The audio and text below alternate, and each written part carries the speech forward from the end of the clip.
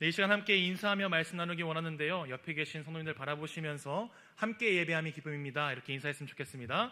함께 예배함이 기쁨입니다. 아멘. 네, 이 자리에 함께 나와 예배를 통하여 한 분 하나님께 예배하며 함께 기도할 수 있음이 우리에게 가장 큰 기쁨이 되는 줄 믿습니다. 이 시간 주님께서 우리에게 주시는 참된 평안함이 마음속에 가득 채워지는 시간 되길, 그런 은혜가 있기를 진심으로 소망합니다. 저는 어린 시절부터 명절을 가족끼리 보냈던 기억들이 되게 많이 있습니다. 그래서 명절에 겪을 친척들과의 다툴 일들이나 그 다투는 모습들을 상상할 수가 없었던 것이죠. 그래서 뉴스를 통해서 볼 때마다 이 명절에 겪는 수많은 다툼과 갈등을 보면서 머리로는 그럴 수 있겠다 하지만 정말 그럴까라는 생각을 하게 된 것이죠. 그래서 제 마음속에 있던 생각은 명절 그 좋은 날, 휴일날 왜 싸울까? 이 생각을 가지고 살아왔는데요. 지난 설 명절에 그 모든 다툼이 납득되는 사건을 겪게 되었습니다. 형이 명절에 이제 음식을 해서 어머니와 저희 가정을 초대했는데요. 지한이가 그때만 해도 조금 더 어린 시절이다 보니까 낮잠 시간도 겹치고 또 제가 오산에 있는 어머니 모시고 봉담을 향해 갔더니 약속한 시간보다 1시간을 늦은 겁니다. 들어가는 그 순간부터 그 싸늘한 분위기를 지금도 잊을 수 없습니다. 열심히 준비한 음식이 식고 불어가는 모습을 보면서 속상해했고, 저도 저 나름대로 늦을 수밖에 없었던 이유가 있었기 때문에 마음속에 아픔을 가진 채 밥도 안 먹고 다시 돌아서 나왔던 부끄러운 기억이 아직 있습니다. 나오면서 느꼈던 감정은 이렇게 서로 화해를 하지 않고 연락하지 않으면 가족이어도 평생 남남이 될 수 있겠구나라는 생각을 하게 된 것이죠. 이런 일을 겪으면서 세상에 태어난 순간부터 함께했던 가족 안에서 하나됨을 누리는 것도 쉽지 않은 현실을 살고 있다는 것을 다시 한번 생각하게 되었습니다. 어찌 보면 가장 단단하고 뿌리 깊은 관계임에도 불구하고 분열과 갈등을 경험하게 되고, 그 안에서 우리가 살아가고 있는 이 시대의 분주함 속에서 서로를 향한 유대와 그 관계의 끈이 쉽게 끊어질 수 있는 현실을 살아가고 있음을 발견하게 된 것이죠. 지금 우리가 살아가는 이 시대는 정치색에 따라서 젠더 이슈 속에서 또 세대 간의 갈등 속에서 이리저리 찢어지고 산산조각난 모습들을 보게 됩니다. 그리고 한편에는 이 갈등을 억지로 깨워 맞추기 위해서 평등이라는 의미를 잘못 사용하고 있는 모습들도 보이게 되는 것이죠. 우리는 이렇게 분열이 가득한 세상 속에서 살아가는 이 현실의 순간 속에서 있음을 어렵지 않게 발견하게 되는 것입니다. 물론 관계가 있는 곳에는 갈등이 있는 것이 마련입니다. 오늘날 그럼에도 불구하고 진정으로 나타나고 있는 문제가 있다면 그 누구도 갈등 속에서 승리하는 일에만 몰두할 뿐 갈등을 해결하고 봉합하는 일에 관심을 두지 않는다는 것이죠. 그리고 이러한 모습은 우리의 삶 가운데 깊숙한 곳까지 파고들어서 하나 되지 못하는 우리들의 모습 속에서 드러나고 있음을 생각하게 됩니다. 그리고 어느샌가 우리 마음속에 이러한 질문을 가지고 살아가게 되는 것이죠. 왜 꼭 하나가 되어야 하는가? 사랑하는 수원부교회 성도 여러분, 우리는 지금 이러한 시대 속에서 어떤 마음으로 어떻게 살아가고 계십니까? 오늘 말씀을 통하여서 우리를 돌아보며 주님 앞으로 나아갈 수 있는 시간 되길 진심으로 소망합니다. 바울은 갈라디아서 초반부에 자신이 전하는 복음은 예루살렘에 있는 사도들과 관계없이 오직 다메섹 도상에서 마주했던 그 예수 그리스도의 계시를 통해서 복음을 받았고, 그 복음을 지금 전하고 있음을 보여주는 것에 힘을 쏟고 있는 모습을 저희가 갈라디아서 초반부에 살펴볼 수 있습니다. 그리고 지금 이 본문 말씀에 이르러서는 이러한 흐름에 이어져서 사도들이 바울이 전하는 복음에 아무것도 더한 것이 없었음을 증명하는 일에 힘쓰고 있는 것을 우리가 발견하게 되는 것이죠. 그런데 이러한 증명을 하는 방식이 조금 다릅니다. 그들과의 단절과 논쟁을 통해서 이루어지는 것이 아니라 오히려 그 사도들과의 만남을 통해서 참된 진리 안에서 하나가 되어 교제함을 보여주는 것으로 이 복음 안에서 하나된 공동체의 모습을 우리에게 보여주고 있는 것이죠. 여기서 우리는 질문해야 됩니다. 바울은 왜 사도들과의 만남을 통해서 참된 복음 안에서 하나됨을 이루는 것을 해야 했을까요? 우리는 여기서 이 세상 가운데 분열이 아닌 하나됨을 통해서 일하시는 그 하나님의 역사를 바라보게 되는 것입니다. 오늘 우리에게 주어진 이 갈라디아서의 말씀을 통하여서 우리 안에 하나됨의 이유가 바로 세워지고 갈라짐과 분열됨이 회복되기를 간구하며 하나됨으로 나아갈 수 있는 이 밤 되길 진심으로 소망합니다. 오늘 말씀은 바울이 첫 번째 예루살렘 방문 이후에 14년 만에 다시 예루살렘을 가는 모습으로 시작됩니다. 이전의 모습과는 다르게 바울이 자신의 선교팀인 그 바나바와 또 디도와 함께 예루살렘을 가고 있는 모습을 보여주는 것이죠. 그런데 여기서 우리가 생각해야 될 것은 왜 지금 이 순간 바울이 예루살렘으로 돌아가야 했을까요? 우리 함께 2절 말씀 함께 읽도록 하겠습니다. 시작. 계시를 따라 올라가 내가 이방 가운데서 전파하는 복음을 그들에게 제시하되 유력한 자들에게 사사로이 한 것은 내가 다름질하는 것이나 다름질할 것이 헛되지 않게 하려 함이라. 아멘. 바울은 자신이 예루살렘을 향해 나아가야 했던 이유를 이렇게 밝힙니다. 말씀을 통해서 볼 때 바울이 전도 여행을 통해서 전하였던 그 복음을 예루살렘에 있던 그 사도들에게 제시해야 되는 상황을 맞이하게 된 것이죠. 우리가 이 말씀을 보면서 생각할 수 있는 것은 자칫 바울이 예루살렘에 있는 그 사도들 앞에서 지금까지 자신이 전해왔던 그 복음에 대하여 사도들에게 재확인을 받거나 또 교육을 받고 다시 현장으로 돌아가 바른 복음을 전하기 위해서 했던 행동처럼 여겨질 수 있습니다. 지금까지 전한 복음에 오류가 없었는지 사도들의 가르침을 통해서 확인하길 원하는 모습처럼 보여줄 수도 있는 것이죠. 그러나 오늘 본문에서 바울이 예루살렘에 가야 했던 이유에 대해서 두 가지를 들어 설명하고 있는 것을 볼 수 있는데요. 첫 번째로는 바울은 하나님의 계시를 따라서 예루살렘을 향해 갔음을 말하고 있습니다. 바울의 선교의 여정들을 바라볼 때 하나님께서 바울의 사역 가운데 직접 개입하시고 또 자신이 원하는 방향대로 이끌어 가시는 그 하나님의 일하심을 어렵지 않게 찾아볼 수 있는데요. 이번 예루살렘 여정 또한 하나님께서 직접적으로 바울을 이끌어 오셨다고 말하고 있는 것이죠. 그리고 이 두 번째가 중요한데요. 이 바울의 마음속에 있었던 이유가 한 가지 있었습니다. 그는 이렇게 표현합니다. 나는 내가 지금의 다름질과 과거의 다름질이 헛되지 않게 하기 위해서 지금 예루살렘을 향해 가고 있다고 말하는 것이죠. 여기서 저희가 좀 눈여겨보아야 할 점이 있다면 바울은 자신의 서신들 속에서 이 헛되이라는 표현을 바울이 느끼는 우려와 걱정과 두려움의 표현으로 사용했다는 것입니다. 지금 바울은 두려워하고 있습니다. 자신이 걸어갔던 그 발걸음들이 헛되지 않을까 두려워하고 있는 것이죠. 왜 바울은 지금 예수님의 계시를 통해서 받은 복음과 그 복음을 위하여 걸어왔던 자신의 여성 속에서 그 전해졌던 복음들이 헛되어지는 것에 대한 걱정과 우려를 가지게 되었을까요? 바울이 두려워했던 것은 예루살렘에 있는 사도들의 결정이 바울을 향한 반대가 되었을 때 그가 전했던 복음 자체의 의미가 없어질 것을 걱정했던 것은 아니었습니다. 지금 이 순간 바울이 진정으로 두려워했던 것은 이 예루살렘 안에서의 부정적인 결정이 교회 안에서 유대인과 이방인들 간에 잘못된 복음이 들어올 수 있는 위협이 될 수 있었기 때문입니다. 거짓 교사들에 의해서 율법의 행함을 강조하는 잘못된 가르침이 퍼져나가서 유대인과 이방인 모두 참된 복음에서 멀어질 것을 두려워했던 것이죠. 그래서 지금 바울은 두려워 떠는 마음으로 예루살렘에 향해 가고 있는 것입니다. 지금 그들은 어떤 문제 속에 있었을까요? 바울은 갈라디아서 2장에 이르러서 의도적으로 1절과 3절의 말씀에 디도라는 인물을 계속해서 보여주고 있습니다. 그 시대의 독자들과 지금의 우리들에게 보게 하는 것이죠. 1절에서 바나바와 디도를 데리고 올라갔음을 보여주고 그가 예루살렘에 이르러서 사도들을 만나서 자신이 전하는 복음을 제시해야 했던 그 우려와 걱정을 설명하기 이전에 디도가 헬라인이라는 사실을 다시 한번 말하고 유대인의 율법을 따르지 않아도 됨을 사도들과 함께 동의했음을 증언합니다. 그리고 이 구절들을 통해서 바울이 지금 자신이 무엇을 주목하고 있는지 뚜렷하게 보게 하는 것이죠. 바울의 표현을 빌려서 그대로 말한다면 몰래 들어온 거짓 형제들 때문이었습니다.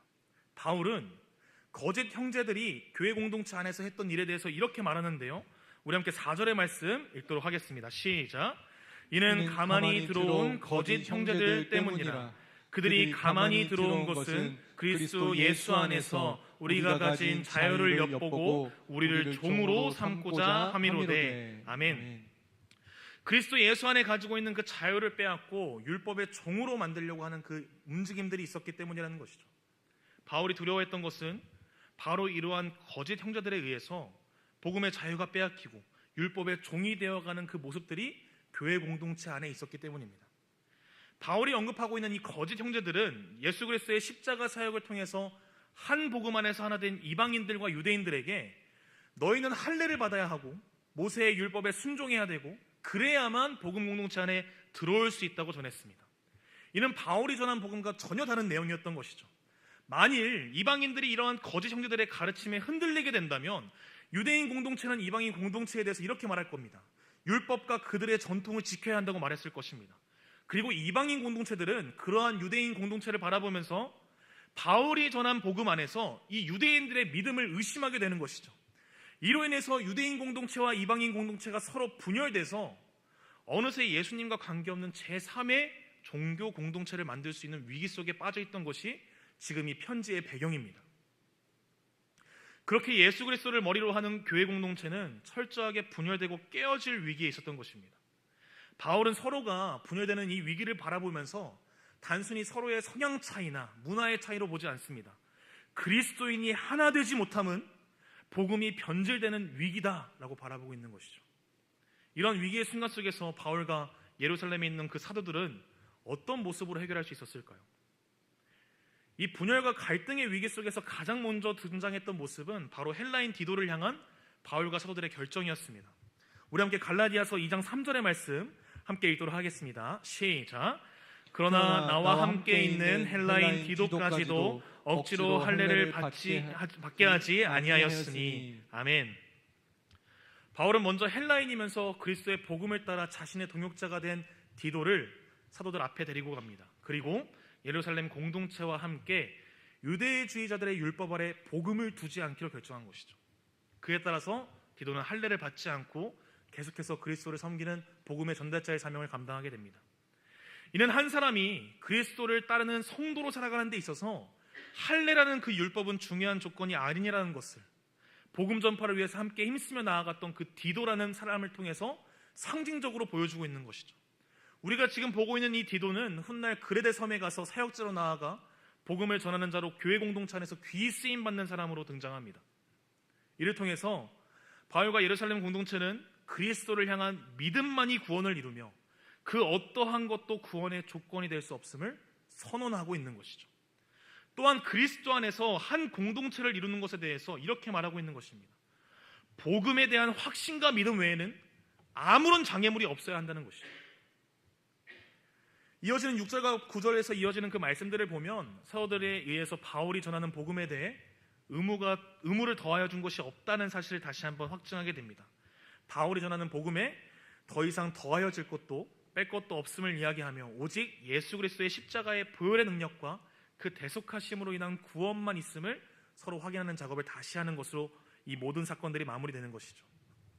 그렇게 바울과 베드로의 복음의 뿌리가 어디 있는지 다시 한번 확증하는 시간을 가지게 된 것입니다. 우리 8절의 말씀 함께 읽도록 하겠습니다. 시작. 베드로에게 역사하사 그를 할례자의 사도로 삼으시니가 또한 내게 역사하사 나를 이방인의 사도로 삼으셨느니라. 아멘.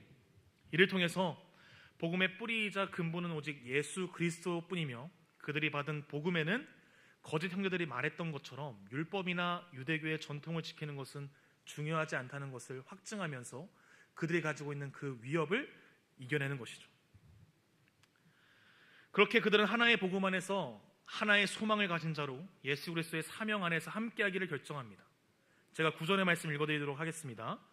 또 기둥같이 여기는 야고보와 게바와 요한도 내게 주신 은혜를 알므로 나와 바나바에게 친교의 악수를 하였으니 우리는 이방인에게로 그들은 할례자에게로 가게 하려 함이라. 아멘. 예루살렘 공동체 속에서 예수의 복음을 전하는 사도의 역할을 감당했던 야고보와 게바로 불리는 베드로 그리고 요한이 바울과 바나바와 친교의 악수를 건네므로 그들이 하나가 되고 참된 진리의 복음 안에 있음을 확인하게 된 것입니다. 이를 통해서 그들은 계속해서 함께 복음을 전하는 사명을 감당하며 서로를 응원하는 사이로 남기로 결정하게 됩니다. 마지막으로 10절 말씀을 보면 가난하고 헐벗은 자들을 위해서 예수님의 사랑을 전하는 일을 계속해 나가기로 결단하며 나아갑니다. 오늘 이 말씀을 통해서 바라볼 때 바울과 베드로 그리고 그 모습들 예루살렘 공동체의 모습 속에서는 거짓 형제들에 대한 분열될 위기 속에서 참된 복음 안에서 서로를 굳건히 세워가는 모습을 바라보게 됩니다. 오직 이 모든 위협을 복음 안에서 하나됨을 통해 이겨내는 것이죠. 서로의 위치나 먼저됨은 하나도 관계없고 오직 복음을 통하여 우리 안에 허락된 하나됨을 이루기 위해서 힘쓰면서 나아가게 된 것입니다. 이는 지금을 살아가는 우리들에게 그리고 그 당시에 여러 이해관계 속에서 갈라지고 있던 그 갈라디아 교회에게 수많은 거짓된 진리로 인하여서 분열되고 깨어질 위기 속에서 진정으로 붙잡아야 할 것이 무엇인지 바라보게 하는 것이죠. 거짓 형제들은 수많은 율법과 전통을 통하여 스스로 정결하게 함으로 예수 그리스도의 복음에 어울리는 자로 합당한 옷을 입어야 한다고 말을 했습니다. 그리고 이러한 조건은 서로가 서로를 정죄하는 기준이 되었고 스스로 남들과 비교하여 우위에 올려놓는 기준이 되었던 것이죠. 그래서 교회 공동체는 서로 분열되고 찢어질 수밖에 없는 위기 속에 있었던 것입니다. 그리고 그 안에서 복음은 변질되고 성도의 능력은 힘을 잃어버릴 수밖에 없었던 것이죠. 그러나 바울은 그러한 위기를 복음의 진리 속에서 하나됨으로 복음의 능력을 회복하고 정결할 수 없고 거룩할 수 없는 우리가 그리스도의 보혈의 피로 세워졌음을 바라보게 한 것입니다. 그 안에서 그들의 공동체와 하나됨이 회복되게 된 것이죠. 이 모든 일을 바라볼 때 복음의 능력 없이는 해낼 수 있었던 일이 아무것도 없었음을 고백하게 되는 것이죠. 오늘 이 시간 우리는 이 복음이 우리 안에 이루시는 일들을 바라봐야 할 것입니다. 복음은 세상 가운데 분열됨으로 우리에게 정결함을 허락하지 않습니다. 오히려 복음 안에서 하나됨을 이루는 것으로 세상의 더러움에서 벗어나 정결함과 거룩함을 누리게 하는 것이죠. 물건을 사기 위해서 쿠팡을 검색하다 보면 비슷하면서도 조금씩 다른 수많은 물건들을 바라보게 됩니다. 그 안에서 이제 구매를 결정하려고 보면 뭐 조금 디자인 다르고 조금 비슷해 보이는 그 안에 가격이 조금 다른 모습을 보면서 나에게 필요한 적절한 물건을 찾기 위해서 우리는 세부 검색 기능을 활용하죠. 가격대를 설정하고 필요한 기능이나 디자인이나 색을 결정합니다. 그렇게 어느 순간 나의 욕심에 따라서 조건을 하나씩 늘려가다 보면 수많은 상품 중에서 몇 가지만 남아서 우리는 그 중에 하나를 선택하게 되는 것이죠. 그런데 이러한 모습을 바라볼 때 우리의 삶 가운데 이러한 모습이 있지 않은가 생각해 보게 됩니다. 수많은 세부 검색 기능에 걸러진 상품들처럼 우리의 관계 또한 걸러지고 찢어지고 나눠져 얼마 남지 않은 그 안에서 우린 그리스도 안에서 연합을 이루며 하나됨을 이루며 나아가고 있다고 말하고 있지 않은가 생각하게 되는 것입니다. 그리고 이러한 모습은 바울의 시대 속의 그 거짓 형제들과 마찬가지로 참된 복음의 진리 외에 자신의 기준과 전통을 따라 나누어 하나됨을 찢고 가르는 모습으로 우리가 살아가고 있지는 않은가 생각해 보게 되는 것이죠. 이러한 모습들을 바라볼 때마다 우리 안에서 절대 사라지지 않아야 할 한 가지 진리가 있음을 바라보게 됩니다. 더하여질 필요도 없고 뺄 필요도 없는 유일한 가치이자 유일한 소망인 그 복음이 우리 안에 다시 세워져야 한다는 것이죠. 오늘 본문 말씀을 통해서 우리가 확인할 수 있는 사실은 참된 하나됨은 복음의 진리 안에서 누릴 수 있다는 사실입니다. 또한 복음의 진리 안에 거한다는 것은 우리의 공동체 안에 진정한 하나됨의 모습이 있어야 한다는 것도 바라보게 되는 것이죠. 유대인이든 이방인이든 예수 그리스도의 피 흘림과 대속하심으로 인하여 하나님의 양자됨이 우리의 하나됨의 유일한 조건이며 유일한 조건이 우리의 행함이나 우리의 본성이나 우리의 노력 여하와 관계없이 오직 하나님의 사랑으로 우리에게 주어지는 은혜의 선물이라는 것을 아는 것이 우리가 그 복음 안에 거한다는 증거이며 복음을 아는 자들이 복음을 알지 못하는 자들에게 다가갈 수 있는 유일한 이유인 것이죠. 사랑하는 수원복교회 성도 여러분, 오늘 이 말씀 앞에서 우리의 하나됨을 다시 돌아볼 수 있길 소망합니다. 우리의 갈등과 분열된 마음을 이길 수 있는 것은 단 한 가지입니다. 희미해진 나의 마음 가운데 있는 그 복음을 다시 한번 선명하게 새겨나가는 것입니다. 오직 복음만이 거짓된 진리에 흔들리는 우리를 바로 세우며 분열되어져 흩어져가는 이 시대를 봉합할 수 있음을 기억해야 한다는 것이죠. 이 시간 우리 마음 가운데 분열되고 찢어진 마음들이 있다면 주님 앞에 회개의 기도를 드리기 원합니다. 참된 복음 앞에서 서로 연합하고 함께함으로 주님의 나라와 그 복음을 세상 가운데 더 드러내며 살아갈 수 있기를 진심으로 소망하며 나아갑니다. 내가 있는 그 공동체에 분열과 갈등이 있다면 주님의 복음으로 이 공동체를 품을 수 있게 하시고 나를 통하여 복음이 드러나게 하시고 그 복음의 능력을 통하여서 갈등과 분열이 회복되고 그 안에 예수 그리스도의 복음만 남을 수 있기를 기도하며 나아갈 수 있는 이 밤 되길 진심으로 기도합니다.